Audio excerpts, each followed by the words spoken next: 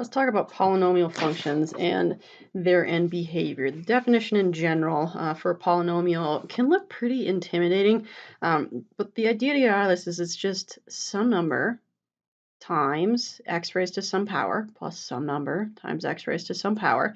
And these lower placed numbers are called subscripts, and they're attached to the a. And they're just saying a sub n is the number attached to x raised to the nth power. So if you think of like a sub 3 times x cubed, a sub 3 is just saying, hey, the number attached to x cubed is what we call a sub 3. So for example, f of x is equal to 4x cubed plus 7x. That is a polynomial. So your a sub 3 would be 4 because it's attached to x cubed, and x to the first would have a sub 1 attached to it, which is 7 in this case. G of x, which is negative 2x to the fifth plus 4x to the fourth minus 6x cubed plus 2x squared plus 5x plus 1, is also a polynomial. A sub 5 is negative 2 because it's attached to x to the fifth. The only thing, though, to give you an example of something that is not a polynomial, would be h of x. It is not a polynomial because x to the 3/4, I raised x to a number other than a non-negative integer. So 0, 1, 2, 3, 4, 5, 6, 7 are the only numbers that you're allowed to raise x to. We say the leading term is a sub n times x to the n, which is just saying, you can see that that is the biggest term in there. So the leading term for f of x is 4x cubed. The leading term for g of x is negative 2x to the fifth. The leading coefficient is a sub n. The leading coefficient for f of x is 4. The leading coefficient for g of x is negative 2. And the degree of that polynomial is the biggest exponent you see. So the degree of f of x is 3, and the degree of g of x is 5. The reason we want to know about that is it's going to dictate what the end behavior of the polynomial is. So for example, if we look at, let's say f of x is equal to 2x to the 7th plus 5x squared minus 3x, that leading term is 2x to the 7th, and its degree is 7.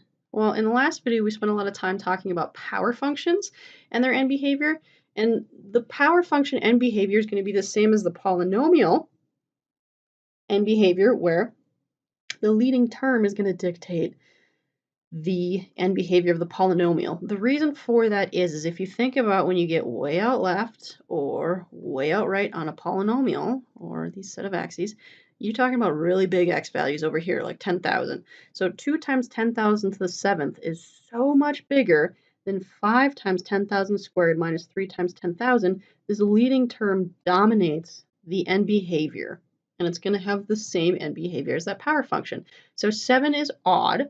So we're thinking more in behavior like x cubed. And that leading coefficient 2 is positive, so it's not going to flip it. So the end behavior of this polynomial is a down up, just like x cubed would be. Okay, so if you want to write that out as x approaches negative infinity, my y's are going down, so that's negative infinity. As x approaches positive infinity, my y's are going up, so y is approaching positive infinity. So that's the end behavior for that polynomial. I don't know about anything in the middle yet, but that's the end behavior. If we do another example, say g of x is equal to a negative 2/3 x to the 4th plus 3x cubed plus 6x plus 8. My leading term for g of x is a negative 2/3 x to the 4th.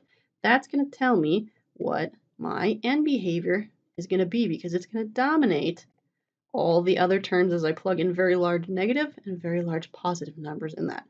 4 is even, so that's going to behave more like x squared, and that negative 2/3 out front is going to flip it, so my end behavior is going to be a down, down, which is as x approaches negative infinity to the left, y is going down, so y is approaching negative infinity, and as x approaches positive infinity, or in other words, the right side, my y's are still going down, so that's negative infinity. So that leading term dominates and determines what the end behavior is. For things that are happening in the middle, polynomials follow the following pattern. So a polynomial of degree n has at most n minus 1 turning points. So a turning point, it would look like, if I had a polynomial that looked like this, my first turning point is where it was going from increasing and then turned to decreasing. And my second turning point is where it went from decreasing to increasing. So visually you can see that it turns around. So this polynomial right here would have 2 turning points. Now, a polynomial can have at most n minus 1 turning points, where n is the degree. So on this last example, the degree was 4. So it'll have at most one less, which is 3 turning points. I don't know how many turning points it actually has, but at most 3. So if I try to draw its graph and I'm trying to draw more than 3, I have a problem. Back on this one, we said degree 7, so it's going to have at most 6 turning points. It might have less than that. It might have exactly that. It's just kind of an upper bound for how many you could have. The other thing we know is a polynomial of degree n has at most n x intercepts. So on this last polynomial is degree 4. It'll have at most 4 x-intercepts, which is the places that it hits the x-axis. And up on this one, it'll have, it's degree 7, so it'll have at most 7 x-intercepts. Okay, so let's investigate some intercepts a little bit more. So the next example, let's look at f of x is equal to, and I already wrote it in factored form to try to make the algebra a little easier for us. So we have x minus 2 times x plus 3 times x minus 1. If you're looking for the x-intercepts, that's where it's on the x-axis. But you're not up, you're not down, that means y is equal to 0. So if you're looking for x-intercepts, we're going to set it equal to 0 and solve. I have a product of 3 things is equal to 0, so either x minus 2 is equal to 0, x plus 3 is equal to 0, or x minus 1 is equal to 0. So that gives me 2 from this one, negative 3 from the second one, and 1 from the third. So I have 2 comma 0, negative 3 comma 0, and 1 comma 0 are my x-intercepts for those. So if we start thinking about the graph, because we're going to want to draw them in the next section. So here's 2, 0, there's 1, 0, and over here is negative 3, 0. If you think about what the end behavior of this looks like, if you were to FOIL this out, that would take me some time, but if you just multiply the biggest things in each of them, and by biggest I mean the biggest factor of x in them, I get x times x times x. The leading term for that thing, if you FOIL it all out, would be a positive x cubed. So I know its end behavior is going to look something like a down up. So my guess is it probably looks a little something like this. We'll add some more thoughts in from the next section to say, yeah, that's true.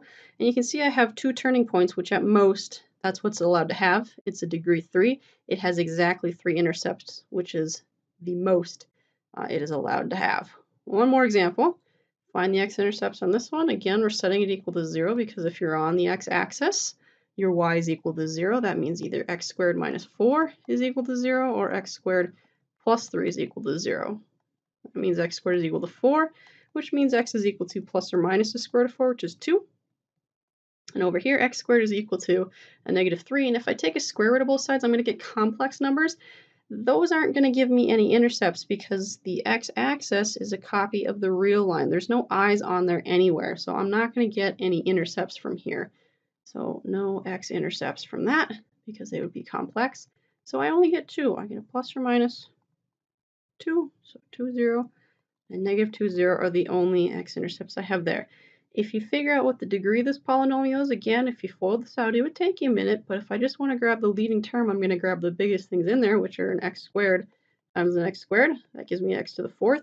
It's the degree 4, so I could have at most 4 x-intercepts, and you can see I only have 2 in this case. That's perfectly fine. 4 is just how many it can have at most. It can turn around at most 3 times, and it should have an end behavior of some sort of up. So I'm still not quite sure exactly what happens in the middle here. I think it does a little like loop-de-loop sort of thing. Again, we don't have the tools to know how to do that yet, but that's the idea behind at least the intercepts and the end behavior of polynomials.